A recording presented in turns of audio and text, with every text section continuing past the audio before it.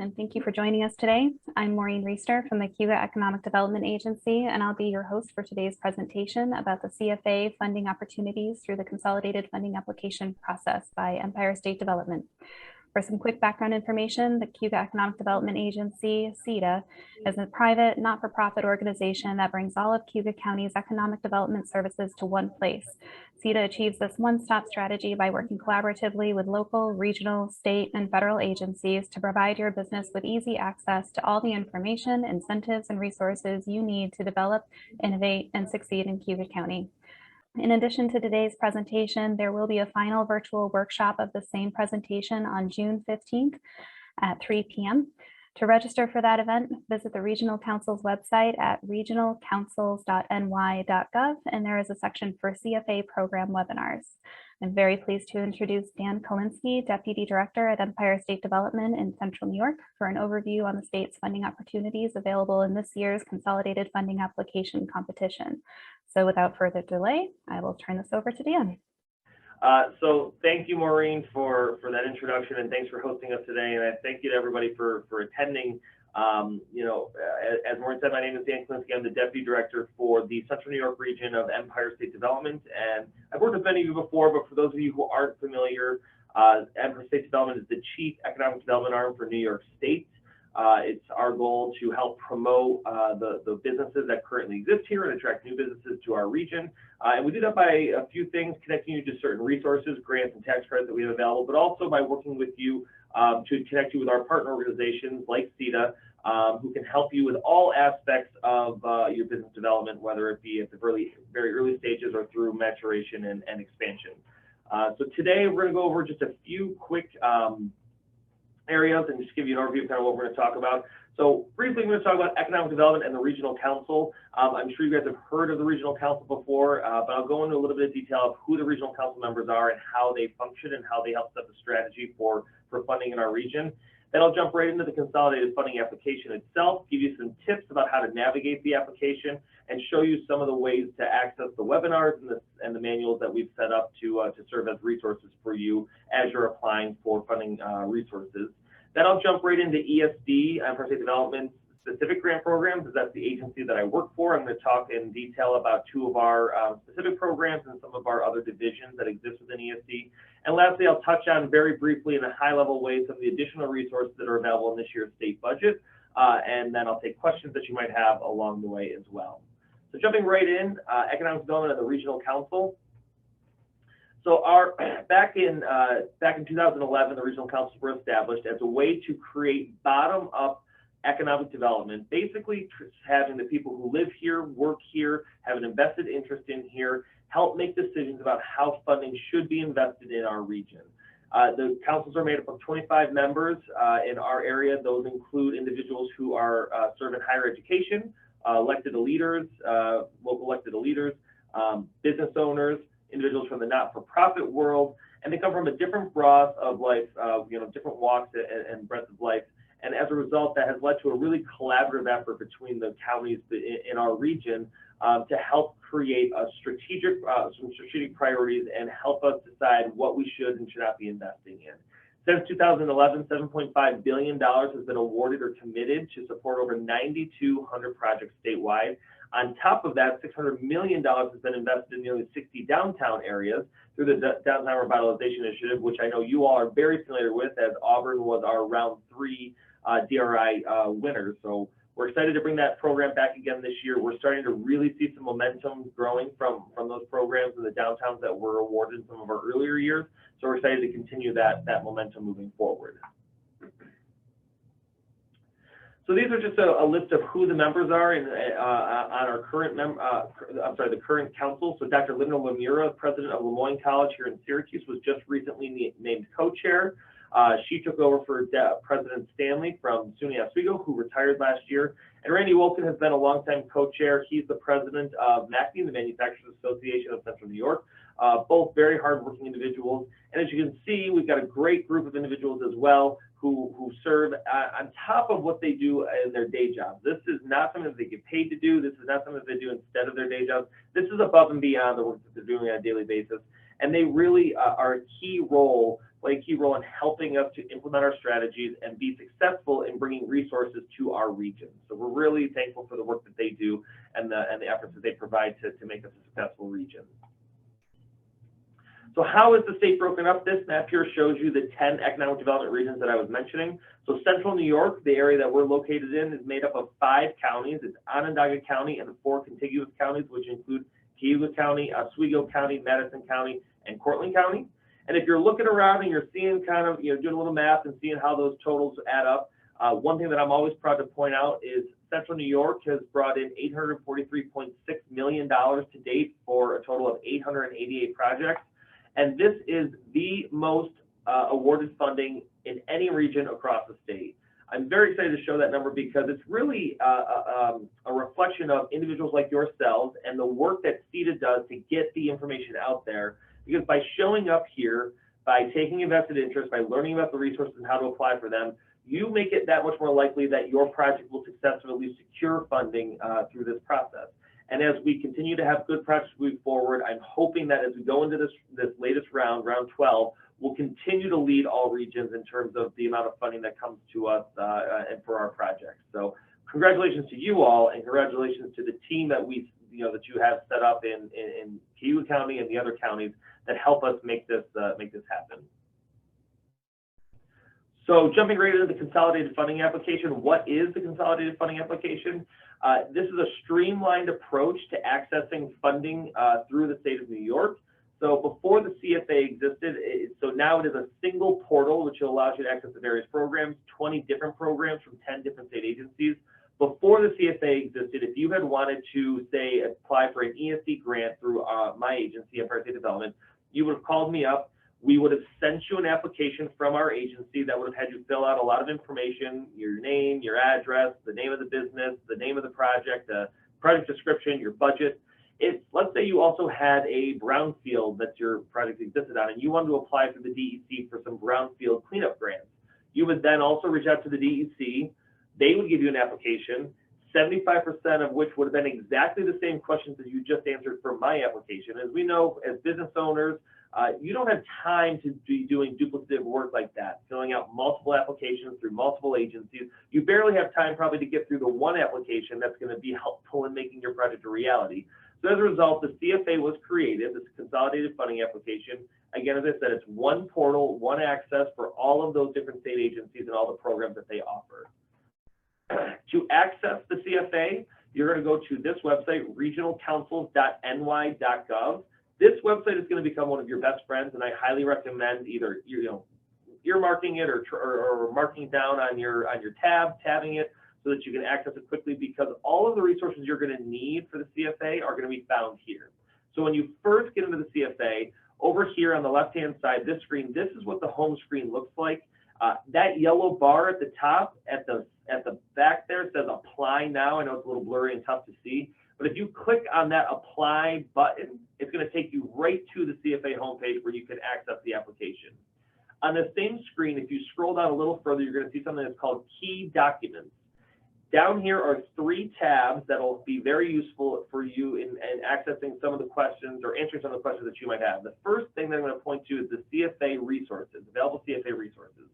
This file is like a 300 and something page document that gives details about each of the programs that are available in this year's CFA. So when you click on it, you'll be able to scroll to a table of contents that'll show you what page is located for each program. You can move to that program directly and get the details like who's eligible, how do you apply, is there a deadline associated with it, is there a match associated, how much can I apply for? All those questions will be answered in this available CFA resource guide.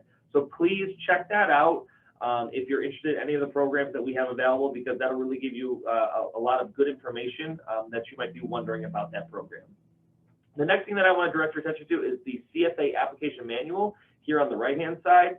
This is a step-by-step guide to go through the CFA application.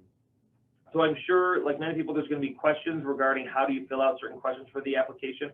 I highly recommend going to the manual first. By all means, you can reach out to myself or Maureen and the folks at CETA. They're well versed in the CFA, and so are we. But if you go to this manual, it'll probably be a quicker way to get your questions answered because you'll be able to go right there. And I'm guessing that a lot of the questions you might have will already be answered in this manual. So please check that out. That'll be really helpful in terms of getting through the CFA application. And lastly, in this blue bar, you'll see 2022 CFA program webinars. These webinars are for not all the agencies that have programs in the CFA this year are doing these types of webinars that I'm hosting today. So instead, what they've done is they've recorded a webinar separate of something that is a live interaction that will go through all the programs they have available. So check those out. If there's a program that I don't discuss here today and you have more questions about, it'll probably be located in here. And if not, feel free to reach back out to me and I can put you in touch with the correct administrator for that program. So as I mentioned before, once you click on that Apply Now button, it's going to take you right to the CFA website homepage. This is the CFA homepage here. This is what you'll see when you click on that Apply Now. If you are a new project coming in to apply, you're going to click Register here. And when you click Register, it's going to take you to this screen over here. You're going to have to type in a little bit of information, click Register a new application. This will then bring you over to two options, either the Program Wizard or the Program List. So if you're familiar with the CFA or if you know which program you're going to be applying for, let's say, for example, you know for a fact that you're looking to apply for the EFT grant program. And I use this example a lot because it's a very popular program that we have. You can click right on the program list right here and proceed right to the specific program that you're looking to apply for and click on it. Let's say, though, that you haven't used the CFA before or you're not familiar with the CFA programming or the state agencies and what they have available. You can click on Proceed to the Program Wizard. What this is an algorithm that we created that will ask you a series of questions, and based on your answers to those questions, we'll recommend funding sources that might be appropriate for your program. So again, two different options, all based on your experience and your comfortability with the programs that exist for the CFA. Neither one's right or wrong. It just depends on how quickly you want to move to that program. And then the next thing you'll be directed to is what I call the shopping cart. You know, if you were ever in school and you had to sign up for classes and you click on a bunch of them, they'd end up in what's kind of like a shopping cart type thing. Or if you go to Amazon and you end up, wanting to buy 3 items, you go to your shopping cart afterwards to pay for them. This is exactly what that is. It's going to be a one place where all the programs that you clicked on that you want to apply for will be located here. What's nice is it will show you if it's an open enrollment program or if there's a deadline associated with this program. And I'll get to those details on the next slide in a little bit more. The one thing I did want to do is I want to go back real quick is on that same page where you can log in or if you can register, if you've already registered your program, but you've saved your progress and came back out, you can log back in. You're going to need to log in your unique token that you're going to be emailed from the CFA system that's going to be specific to that project. Every project that applies for a CFA is assigned a unique token. It's a numbered, multiple numbers. When you go to log in, that token is what's going to allow you to log in. So after you click submit to move forward with your application, you're going to receive an email from cfa@ny.gov. It might end up in your spam folder, so please look for that. Anticipate that it should be coming. Get that number and make sure you save that number. The other thing too is all the links that I mentioned on our homepage that I showed you are available here as well. So please make sure you can check those out here. You don't have to go back to the regional council page if you're looking for, say, the CFA application manual. That's located right here on the screen. So in terms of the timeline, and this is what I was kind of alluding at when I talked about deadline programs versus open enrollment, the CFA is open now. For those programs that are associated with a deadline, and you'll see inside of the CFA resource guide that outlines exactly which ones have a deadline versus which ones are open enrollment. That deadline is July 29th at 4 p.m. sharp. There are no late submissions and no exceptions to this. Quite literally, they close the CFA application so that I can't even access it. So please, if you're planning to apply for one of these deadline programs, plan to get your application in before July 29th. Inevitably, something will go wrong. This happens every year where someone calls me and they say, "Oh, our power went out because of a storm," or an emergency came up and I couldn't get the application in. Unfortunately, there is really nothing that I can do, and I truly mean this, because if I could, I would help people. But the system closes, and if you miss out on those deadline programs, you won't be able to apply for them again for another year. So please make sure that you're getting those in early. Even give yourself an artificial deadline if you have to. I know better than most. I'm a procrastinator. I, wait to the last minute to get a lot of my work done. And as a result, I have to set up artificial deadlines to ensure that I'm getting everything done in a timely fashion. So please don't procrastinate to the last minute, get those in quickly. For our open enrollment programs, and there's 4 of them this year, those will remain open. The application will remain open until the CFA funds are exhausted, and these projects will be reviewed quarterly. One of the changes that happened this year, and I'm going to go to the next slide to show you which programs. These are the programs that are subject to the 4 p.m. deadline. So there's multiple within this, and then these are the programs here that are open enrollment this year. One of the changes that happened, and I'm sure many of you who have worked with me or worked with ESD before are familiar with the ESD grant program. Our ESD grant program used to be a deadline program. That meant that you could only apply through the regional council process once a year. You'd apply at the end of July, and you'd find out about your award at the end of November or early December. Unfortunately, as you as business owners know, or you as municipalities know, this doesn't work in the business world. Business world doesn't work in these kind of boxy ways. They need more flexibility because things are constantly changing in terms of what they're doing and what they're trying to do. So for years, we kept hearing, feedback from you all that we needed to change this to make it more flexible. We kept passing that advice up the ladder. And last year, finally, they did change the program to be flexible and on a rolling basis. And so what does this mean exactly? And I'll get into some of these details about why it's important in a little later, but real quick, I'll talk about what we're going to do now is we're going to review your ESD application, specifically to the grant applications, on a quarterly basis. So let's say, for example, you have a project and you're ready to go ASAP. You're looking to, break ground in the fall. You should shoot to get your application in by July 29th, because what we're going to do is we're going to begin reviewing that application that next day. And then from there, it'll take about 10 weeks, 8 to 10 weeks, and you'll find out about your award probably either at the end of September or early October. If, for example, though, you aren't going to have your project ready to break ground until the following spring or summer, you could wait for one of the additional reviews. They're going to take place at the end of October and at the end of December. And I want to clarify, it's not a deadline. The program is not being closed. It just means that if you are in by July 29th, you will be in our first batch of reviews. If you're in by the end of October, you'll be in our second batch of reviews. And if you're in by the end of December, you'll be in our third batch of reviews. And I'm going to anticipate a question here because I've gotten it a lot already. We aren't going to run out of funding in the very first batch of applications. So if you're not ready for that first batch and you want to wait to the second or third, don't be afraid that the money is going to run out or there won't be money available for you. This past round, we had 5 batches of reviews. So the money will be there. Don't be afraid that if you wait that you won't be able to access any of that funding. So that's what we're doing this year. That's what we're anticipating is those multiple reviews. And again, anticipate about 10 weeks from when that deadline is for the review batch to when you'll find out about your awards. And I'll get into a little bit later when I'm specifically talking about the ESD grant program, why that's important.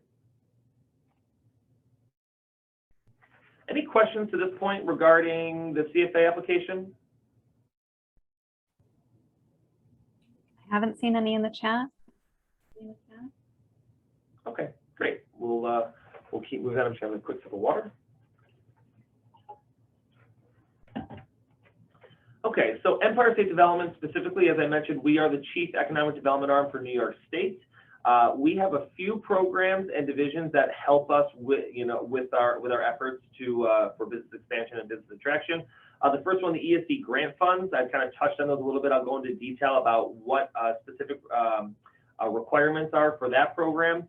I'll touch briefly on our Women and Minority-Owned Business division and some of the changes that are happening this year that we're excited about. I'll jump into the Excelsior Jobs program, which is our tax credit program that's available. And then I'll touch briefly also on Global New York, which is another division within ESD that many people aren't familiar with, but they have a lot of great resources that are available to help businesses, especially those looking to export to different markets, foreign markets, excuse me. So ESD grant funds. So eligible project costs, what can you apply for and what type of projects do we fund? So these are for capital projects, specifically, expansions, new construction, and your funds can be used for acquisition of land, buildings, machinery, and equipment, demolition and environmental remediation, new construction, renovation, or leasehold improvements, acquisition of furniture and fixtures, soft costs up to 25%. So things like if you had some architecture work or design work that need to be done with your project, those could be qualified costs that you could add to your budget, and planning and feasibility studies. Things that we don't fund and that are ineligible costs would be retail and residential. We do not fund retail projects. We do not fund residential projects. The one caveat being that we can fund mixed use projects. So if you're renovating a 5-story building and the first 2 floors are commercial space and the second 3 floors are new apartments, we can fund the commercial aspect of that building. Now, traditionally, these will have to take place in distressed and underinvested areas. So we look at those on a case-by-case basis and make determinations on if those will be eligible for funding or not. Important things to remember with regards to the ESD grant program: awards typically won't exceed 20% of the total project cost. And I'll be honest, those probably are close to, the awards are probably closer to 10 or 15%. So when you fill out the CFA application, one of the questions they're going to ask you is your statement of need. And this is specifically saying, you know, why do you need the state's help to make this project viable? Why is there a gap in your funding? And what is that gap specifically? So this is an important thing to take very seriously and to consider, because if you need, you know, a 10% grant to help make this project viable, and that's what you should request in terms of funding from us. The more private investment that is in a project, the more competitive that project will be. However, if truly looking at your budget, the gap is 20% and you need a 20% grant in order to make this project viable, then you should request the 20% that you're able to. But you know, take a strong look at that and figure out what exactly is it that's going to make this project viable, because that statement of need question is very important in terms of determining which projects will get funded and which ones won't get funded. All awards require a 10% equity contribution, and basically this means that you can't service the entire project via debt. You need to have some skin in the game, and we do this because those projects that, you know, if you have skin in the game, if you contributed a certain amount of your own money to the project, it makes it that much more likely to succeed and move forward. So every project that receives a grant from us will be required to have a 10% equity contribution.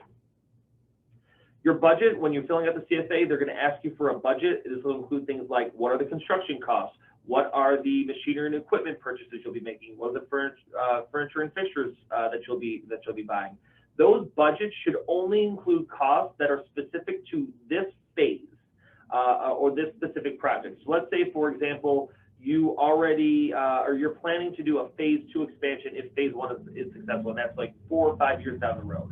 Don't include the costs that could be associated with phase 2. Only include the costs that are associated with this specific phase of the project. Projects also cannot begin and expenses cannot be incurred until after you've been awarded, after that announcement's been made. So again, talking about that timeline, this is why it gets important. If you're, if you're planning a project to start in the fall and you want to get in by that July 29th date, you can't begin incurring costs towards your project until you've been awarded, approximately 10 weeks after that July 29th date. So keep that in mind in terms of figuring out your timelines for your project. There might be some costs that you have to incur ahead of time. Make sure that those aren't being included in your budget. Let's say, for example, you need to purchase a building because, the market's hot and things are moving quickly. If you do purchase a building beforehand and you then are coming in and your project is to renovate that building, you then can't include the acquisition costs for that building. Same thing if there's design work or if there's architecture work or if there's land use work, that if you do any kind of studies like that took place before you've applied and been awarded, those will not be eligible funds as well. Yes, Dana, so there are multiple opportunities to submit a CFA only for, this is specific to the ESD grant program. So check that resource guide, because many of the programs, the majority of the programs in the CFA are subject to that July 29th deadline. So you don't want to miss out on one of those programs if you have an application that comes in after the deadline. Specifically, and I'll just go back real quick to 2 of these slides, because this shows you exactly what I'm talking about, is if you go back here, it's page 4 of the resource guide. This shows you all of these programs under this program subject to the 4 p.m. deadline are deadline programs. And these programs, these 3 programs, our open enrollment program. So specifically, that is the $150 million in ESD grant funds, $75 million for Excelsior Jobs program, and up to 17.9 megawatts for the Recharge New York program. Those are the open enrollment programs. Everything else is subject to a deadline. I will add one other thing too, is there are some standalone programs that can be accessed through the CFA. Those are separate of this deadline as well, and you can find those on the CFA website as well. But specifically right now, I am talking about that July, October, and December deadlines is specific to the ESD grant program.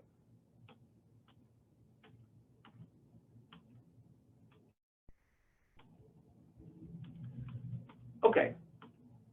So again, and I'll just reiterate, so the project can't begin until you've been awarded. So any costs that are going to be incurred can't incur until after you receive an award letter from us, again, about 10 weeks after those review deadlines.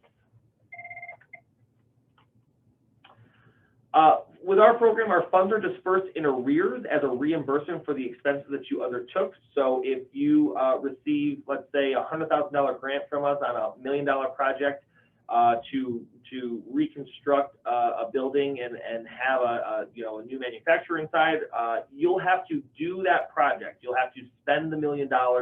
You'll have to get the certificate of occupation, show us that the project is complete, before you can come back in and ask us for a disbursement on that grant that you received. And basically what this is to do is this is to protect the taxpayer dollars that are being invested to help these businesses grow and thrive in our communities. You know, it's my dollars, it's your dollars that are being invested. And this, as a result, ensures that the project goes forward and they do what they say they're going to do before they see any money from the state. So, you know, sometimes you'll see in the news, they'll say, project was awarded $1 million grant or, you know, a $200,000 grant to move forward. And then, you know, 6 months or a year later, company goes bankrupt and project not moving forward. You can safely know that no money went into that project before they went bankrupt. So it's a way, again, for us to just make sure that our projects are moving forward and doing what they say they're going to do before they receive the benefit from the state. Now, I realize for some small businesses, this can make the financing a little bit difficult. So, you know, working with partners like CETA and our local financial institutions can help you bridge some of that gap, especially if you're relying on our grant to finish this project and make it viable. A lot of our local institutions have worked with us before or worked with companies that are receiving an ESD grant and understand the need for gap financing, and they're able to work with you on that. A public hearing is required if the project involves the acquisition, construction, reconstruction, rehabilitation, and alteration or improvement of any property. This is something that we're required by statute to do. We will put on the public hearing ourselves. We will host it. We'll take care of putting up the public notices. It'll take place in the municipality where the project is taking place. And this just gives the public an opportunity, one last opportunity, if there were some issues with a project or something that they didn't like, that they could voice those concerns. We typically don't see many people show up at them. Typically projects are very popular and they move forward, you know, as expected. So I wouldn't stress about this too much. It's more of a pro forma, but it's, again, one thing that we're required to do on the back end by law. And just quickly, I want to go back to the funds being the reimbursement aspect of this, and just give you a sense that even when you do come in for reimbursement, it's typically about 6 to 9 months, maybe sometimes longer if there's some small issues, from when you come in for reimbursement and you actually see that disbursement check arrive. And just to kind of peel back a little bit of what that means is, once you come in for reimbursement, we are going to ask you for certain documentation to show that you were invoiced for certain, contracting, that you had money that went out, whether in form of a check or a wire, that you met certain MWBE goals if you were assigned those, and I'll get into more details about that in a little bit, that you had your certificate of occupation, et cetera. We'll then do an internal audit to make sure that everything looks like it's right. At the same time, we're going to be scheduling that public hearing, as I mentioned. After the public hearing, a month later, it'll go to our board of directors. They meet once a month to approve all projects. Once it's done with that, it goes through one final audit phase. And then from there, we're able to create a grant disbursement agreement. And once that's all signed, we can send a check to you. So you can see why it takes about 6 to 9 months. And I just want to set those expectations now in terms of businesses trying to figure out cash flow as these projects are moving forward. A $250 application fee and a 1% commitment fee based on the grant amount awarded will be assessed to all awardees. So what this means is when you're first awarded, you'll work with our regional office. We will send you what's called an incentive proposal. That incentive proposal will lay out the details of the project, the budget for the project, and the incentive that we are going to be providing to ensure the project moves forward. We will sign that document. You will then co-sign that document, and when you send that document back to us, you'll send back a $250 check to go with that incentive proposal. At the end of the project, when the GDA is signed, the grant disbursement agreement is signed, this means that you've gone through all the steps and the money is going to be we're at that point where you're ready for the disbursement to happen. A 1% commitment fee will need to be sent in, which is based on the award amount. So again, if you were awarded $100,000, it would be a $1,000 commitment fee. And lastly, most projects will be assigned MWBE goals. These are Minority Women Business Enterprise goals, and this will be based on the grant amount. The governor has been very aggressive in wanting to have about a 30% utilization rate, if not better, statewide. And so most projects, especially those that have new construction or renovation work, can anticipate about a 30% goal. And what this means is as you are contracting out for this project, you will need to utilize, let's say you'll use that $100,000 grant, you'll have to utilize $30,000 worth of contracting to a certified MWBE within the state.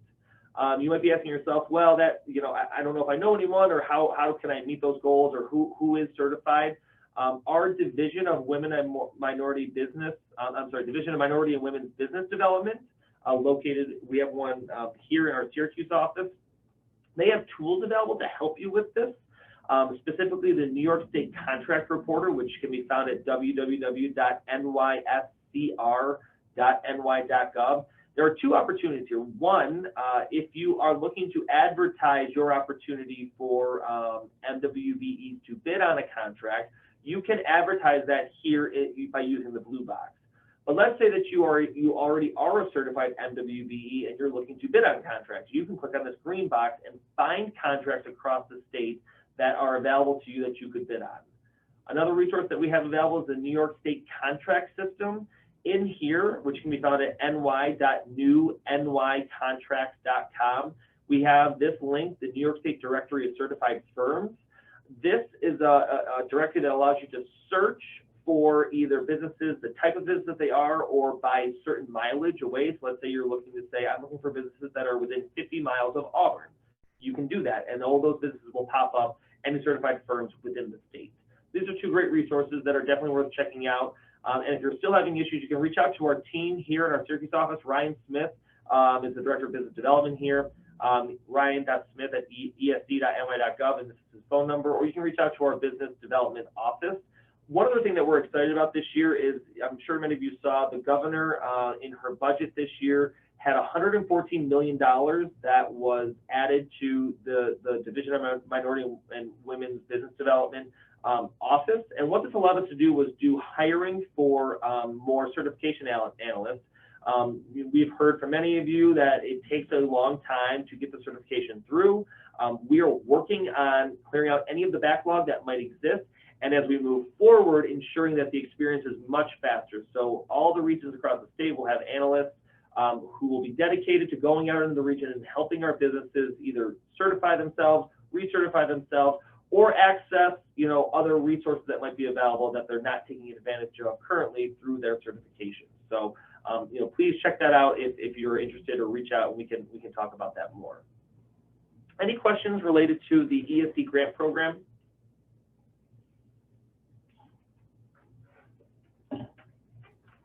We just have that one question in the chat that says, did I understand correctly that there are 3 CFA submission opportunities, July 29th, October, and December? And I think you answered that, but go ahead and confirm.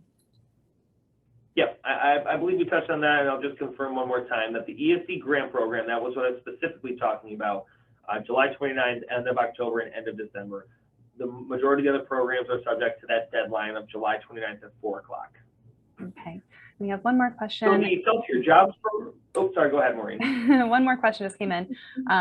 Is the CREST program related to the ESD grant program? That's CREST. I am not familiar with CREST. and I will need to do some research into that to see what exactly that is. Okay.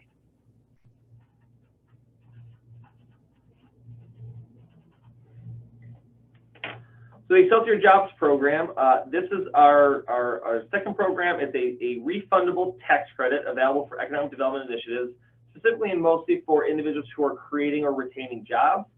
This program is a discretionary program, and as you'll see as I get into the tax credits, and I won't get into too much of the numbers. It might be a little bit confusing, so don't want to confuse you on those numbers. We'll work with you to figure out how your award can work.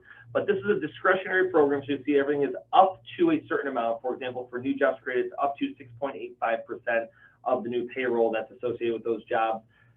That means that just because you qualify for a maximum amount does not mean you'll necessarily receive that full amount. We will do an internal analysis to determine the appropriate award that will work for your program or for your project. So in order to qualify for the Excelsior program, you need to fall under one of these targeted activities or industries.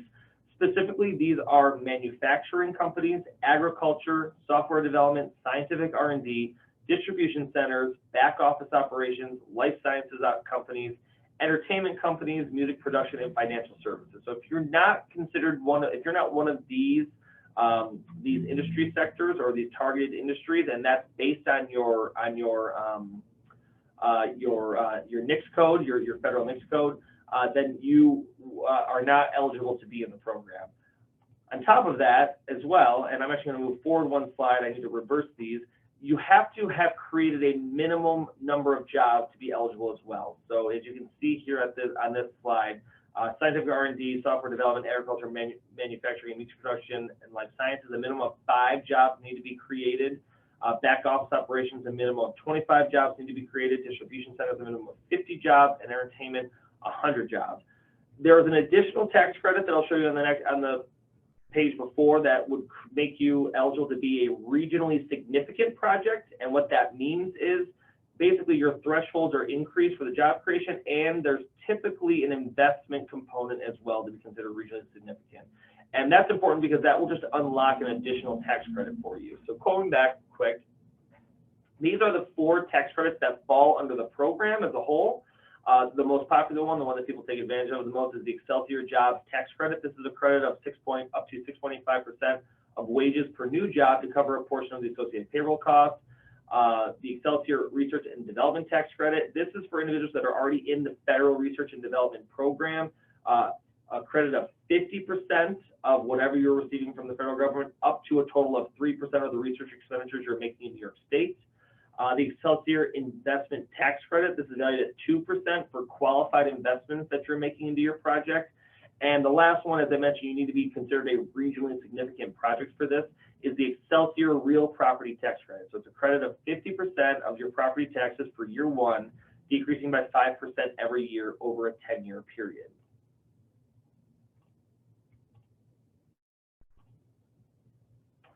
So the effective date, so just like with the grant program, you cannot begin hiring, or you can't have hired a person before you've been awarded for that job to be counted towards your job creation total. So if you get awarded in February, but you create a job in January, that job created in January will not be eligible.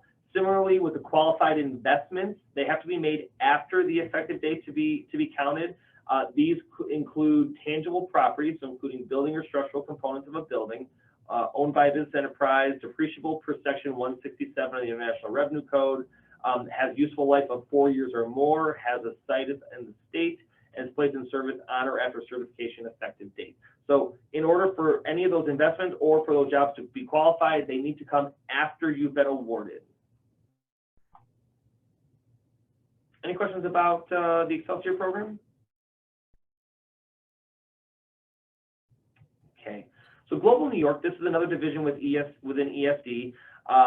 Their mission is to promote competitiveness and foster economic activity by doing 2 things. One, which is most relevant to you, assisting New York State small businesses to export their products and services globally. They also do some of the business attraction for international businesses that we're trying to help expand into New York State. But specifically the programs that they offer that'll help the businesses that are currently here, they have 3 of them. One, the Export Marketing Assistance Service, EMAS program, the State Trade Expansion Program, STEP, and the Global New York Grant Fund Program. So what do these specifically do and what do they allow you to do? So the Export Marketing Assistance Program, or EMAS, this is a no-cost service for eligible companies. Companies can choose up to 2 markets per 12-month period, and each company benefits from a personalized program. So what they're going to do is they're going to connect you with a global New York foreign office provider. Will provide the company with a report on a local market intelligence, so trying to figure out if what you're trying to export will work in the market that you're looking at, and a list of sales agents and distributors within that market that can help you enter the market. Eligible companies are New York State companies of at least 1 year in business with 500 employees or less, and 51% of the product value added is in New York State. So this is a great program if you're not currently exporting and you're looking to see if there are markets out there that might work for you, might be useful, that you might be able to tap into. This is the program that it would be right for you, and certainly should reach out to us so we can connect you with our global New York reps to ensure that you're taking advantage of that. The State Trade Expansion Program, so these are businesses that maybe have already looked into markets for exporting and now want to take it a step further. This is a fund that a grant that is funded from the U.S. Small Business Administration. Through the STEP program, New York State companies can apply for up to $14,000 in grants per program year to help you export your product. The grant is awarded in the form of a reimbursement similar to the other ESD grants that I was mentioning, and is based on 70% of the total eligible cost. Eligible companies are businesses that operate in New York State to manufacture, assemble, and or distribute a product or provide an exportable service that contains at least 51% U.S. content. You have to be a business that's been around for at least 1 year and qualify as a, quote, eligible small business concern, unquote, and meet the SBA size standards. So some of the eligible use of those funds are financial assistance awards for travel, subscription to service offered by the U.S. Department of Commerce, export training workshops, international or qualified domestic trade show exhibits, website content and foreign language translation, consultancy services, and compliance testing. The Global New York Grant Fund, so this provides grants to help New York State small and medium-sized businesses increase export sales and not-for-profit organizations with export promotion initiatives. So specifically, what can those funds be used for? For for-profit companies, the eligibility grants are ranging from $7,500 to $25,000, and they're limited to 2 per year.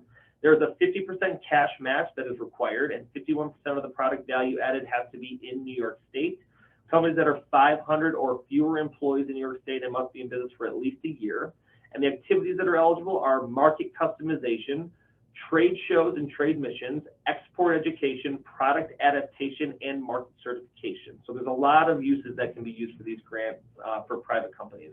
Not-for-profit organizations, grants are ranging from $10,000 to $100,000, and they're eligible for up to 1 per year. There's a 25% cash in-kind match that needs to go along with the award that you're receiving. And eligible activities are market customization, trade shows and trade missions, export education, product adaptation, and market certification. So again, these are 3 great programs. If you're looking to get into some of our foreign markets and begin exporting some of your products, please reach out and we'll connect you with our individuals through our Global New York program. And lastly, real quick, some of the new programs that are available in this year. I'm going to talk about 5 specifically, and some of these are not ones that you'll be able to apply for directly. Some have to be applied for through the municipality, and some will be working at a state level that I'm just putting out there to make awareness to. So jumping right in, the Small Business Rescue Plan that was passed, $1 billion through this year's state budget. Restore New York was brought back this year for 5 years. We're very excited about this. DRI Round 6 and New York Forward Communities. This is a new program that we're excited about, the Connect All Initiative and Workforce Development Initiative. So $1 billion Small Business Rescue Plan. 3 programs that I'm going to touch on real quick within this. $200 million Small Business Seed Funding Program. This is a companion to the $800 million Small Business Recovery Program that was specific for new small business that we started last year. This is intended to support newer businesses that opened on or after September 8th, 2018, and were impacted by the global pandemic. These are flexible grants. They're up to $25,000 with priority going to socially and economically disadvantaged owners. It is industry neutral, so anyone can apply for these grants with the emphasis on micro businesses and the arts sector. And in order to be eligible, applicants must show revenues of $5,000 to $1 million or $5,000 in expenses. And this is an important thing, because an important caveat, because some businesses that were started in 2019 were not able to show revenue, so you can also show $5,000 in expenses. The second program, $250 million COVID capital cost small business tax credit. So this also existed last year, and we're continuing this year. So it's a 50% credit up to $25,000 with a minimum spend of $2,000, and it's meant to cover all COVID-related purchases for small businesses that you had to take on to keep your business open during the pandemic. So this can include signage, PPE, equipment for contactless sales, barriers that you had to erect to keep patrons separated from each other. And what's important is it's using what we're calling the variant window, and these are purchases that were made in 2021 and 2022. As much as we like to think that the pandemic's over, we're out of the woods, we're still in it, we're still fighting through it. So those costs that were made last year and this year are eligible for this tax credit. And $35 million return to work tax credit. This enhances the existing COVID recovery tax credit that we started last year. It raises the jobs cap from 10 jobs to 20 jobs and provides additional relief for high job creating restaurants. You can apply for up to $5,000 per job credit at COVID impacted restaurants in certain areas. $250 million for Restore New York. I'm very excited about this program. This is a great program that was very popular 5 years ago and was brought back this year. And specifically what it's meant to do is funding to demolish or rehabilitate vacant and abandoned properties. This round specifically is targeting disadvantaged communities in our rural areas in addition to just the urban centers, and is providing higher dollar awards to exclusively affordable housing projects. And what this is great for is that it allows for higher award amounts for these buildings. And typically we're looking to target those that are in a main area, down a main corridor at a main intersection that have been sitting vacant for 10, 20, 30 years, have been off the tax rolls, to help rehabilitate that project, get it back on the tax roll, get it back into a functioning use, or to tear it down so that new use can be put on that vacant land. So specifically, and these limits, I just got the new limits, are increasing. We're anticipating, as I said, these are going to increase. For cities over 100,000 population, based on the last census, they're allowed to apply for one project for a total of $5 million in funding.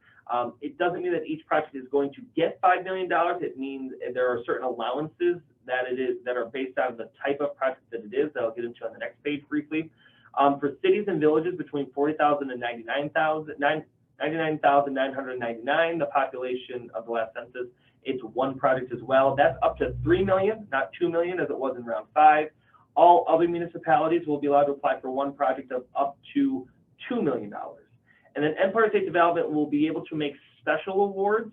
We'll be allowed to do up to 3 projects this year of up to $10 million. So there's a lot of money available. These projects must have at least 10% in matching funds of the total project cost. But again, like with the ESD grant program, the more private investment that exists in a project, the more competitive it's going to be for these funds. And cash and in-kind contributions are allowed. So specifically, what are the allowances per type of project? For commercial projects, we are required by the statute to establish square foot allowances for commercial properties. These are set by the statute. We don't get to set those ourselves. So once the guidelines are released, those we'll be able to figure out what those square footage allowances are, and they'll show you based on the size of the building that is being rehabilitated or renovated. That'll determine how much you can apply for in a grant.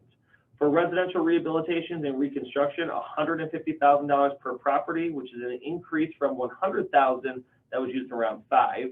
For residential demolition and deconstruction, it's $30,000 per property, which is an increase from $20,000 in round 5.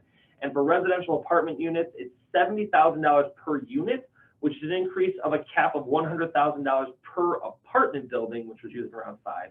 On top of that, if you are creating affordable housing units, the applicant will be eligible for up to an additional $150,000 on top of that $70,000 per unit allowance. So again, these are great programs. We're really trying to push affordable housing uses and renovating vacant buildings and turning them into use and putting them back on the tax rolls.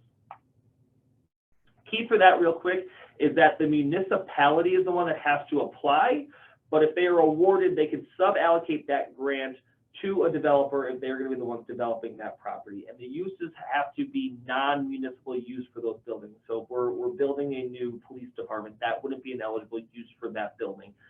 But if a private developer was doing it, the municipality could sub-allocate those costs to a developer to develop a property. So I mentioned DRI Round 6 and the new New York Forward Communities Lab. This is $200 million, $100 million in each.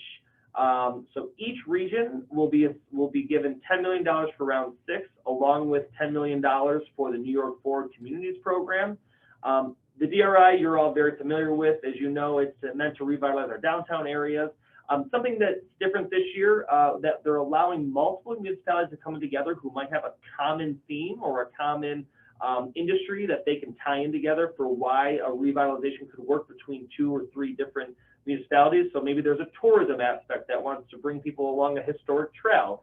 As we know, Auburn has a very strong history of women's rights and the Underground Railroad movement, with Harriet Tubman's house being there. So there might be some sort of tourism aspect that a municipality could apply for in this latest round. On top of that, an additional $10 million is being made available that's going to focus more specifically on our smaller and rural communities. We're going to be able to award, I believe, up to 3 communities. We haven't gotten final guidance on that, so it might change, but 2 or 3 communities for that $10 million to be awarded. And, as we're aware, some of our smaller towns and villages, maybe they can't quite spend the $10 million or find projects that'll fit $10 million completely. But boy, would $2.5 million or $5 million really make a difference in what they could do in their downtown areas. So this program has helped to target those smaller communities, apply for this funding, get awarded that funding. And so in total, we might be able to award 3 or 4 different communities up to $20 million in this latest round, which is really exciting for us. So if your municipality or if your town or village isn't talking about this yet, please make them aware that this exists, and they can reach out to our office so we can explain how they can apply for it. We're anticipating sometime in the middle of July an RFP will go out. Those municipalities will have to put forward a letter of intent. What's nice about the New York Forward Communities Program that is different than the regular DRI program is anybody who puts in an intent to apply, any municipality that puts an intent to apply for this New York Forward program will receive technical assistance through the Department of State and a consulting firm to help them build out their strategic plans. So right from the get-go, even if you don't win one of the awards, you're going to be getting for free technical assistance from these consultants to build out a strategic plan for your downtown area that could be used. You could maybe access other funding sources outside of the DRI to help you move forward with that strategic plan. So please, reach out to your elected leaders, have them make sure that they're aware of this, and make sure that they're reaching out to us if they have any questions. $1.4 billion Connect All initiative. As we found out during COVID, access to broadband is extremely important, and a lot of our rural communities don't still have access to broadband. So this is $300 million from New York State plus $1.1 billion in federal funds. We actually saw one of these awards go out from the federal government to Madison County recently. They just announced a $16 million project, including $10 million from the federal government to increase broadband access in the southern part of their county, which is extremely rural and does not currently have great access to broadband. And that's going to connect the broadband in a circle up to the northern part of the county that does have better broadband access currently. So we're seeing these funds already starting to get out there.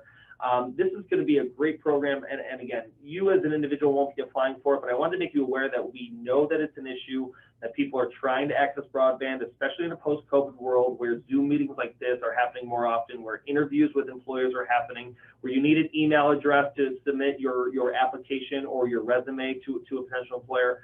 Access to broadband is extremely important, and we're ensuring that we're going to reach those furthest and rural areas so that they have access to that.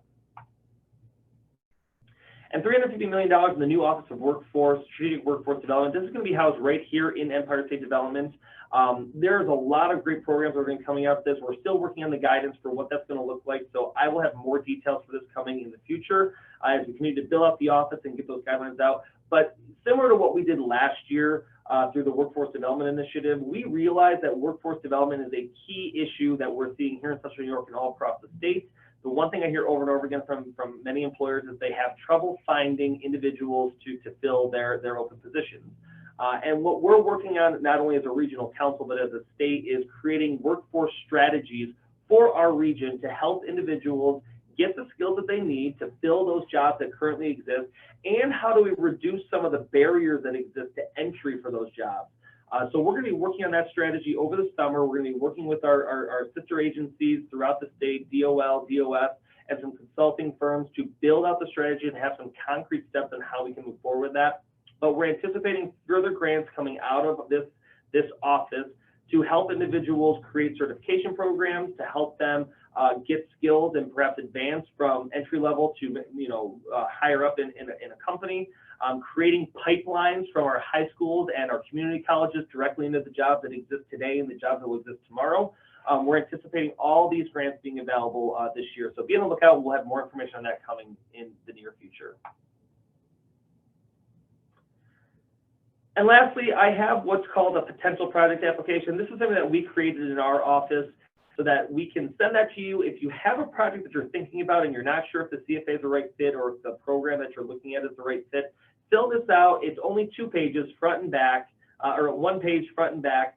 Instead of having to go through all of the questions that exist in the CFA, this will allow us to connect now and have a discussion about your project and if it's the right fit for what you're looking to do. So I will make that available to you along with these slides. I'm going to send all this to Maureen after we're done so she can share that with you all.